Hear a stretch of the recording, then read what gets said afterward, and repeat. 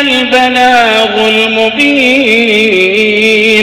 Assalamualaikum warahmatullahi wabarakatuh. Mga kapatid, patungkol doon sa post natin na mas mainam kumain ng may kasama kaysa kumain na mag-isa, may mga hadith na nabanggit ng Propeta Muhammad sallallahu alaihi wasallam.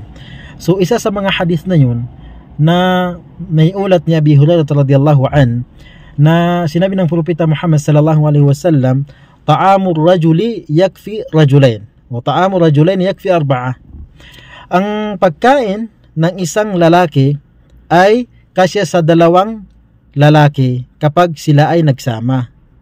So ang pagkain naman ng dalawang lalaki ay kasya sa apat na lalaki kapag sila ay sama-samang kumain. So ang hadith na ito ay maintindihan natin na may baraka.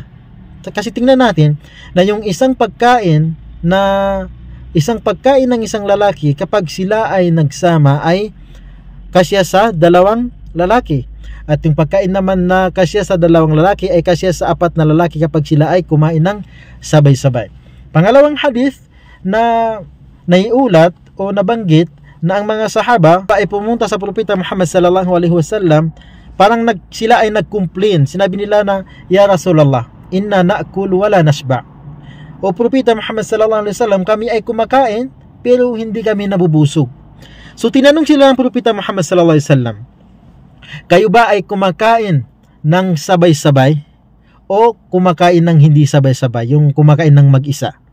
So sinabi ng mga sahaba sa oras na yun, sabi nila, "Ya Rasulullah, kami ay kumakain ng hindi sabay-sabay, kanya-kanya." Okay? Kumakain ang asawa ko doon, ako ay kumakain dito, mga anak ko doon sila kumakain, hindi sabay-sabay. So hindi sabay-sabay. So anong sinabi ng Propeta Muhammad sallallahu alaihi wasallam? Sabi ng Propeta Muhammad sallallahu alaihi wasallam, kayo ay kumain ng sabay-sabay dahil magiging baraka yan sa inyo. Subhanallah. Kaya mas mainam po na kumain ng sabay-sabay kaysa kumain ng mag-isa. So yayain mo yung asawa mo, yung anak mo. Kung wala kang asawa, yayain mo yung kaibigan mo na kumain. So sabi kayo kumain para makuha yung baraka na nasabi ng Propeta Muhammad sallallahu alaihi wasallam sa hadith na ito. Assalamualaikum warahmatullahi wabarakatuh.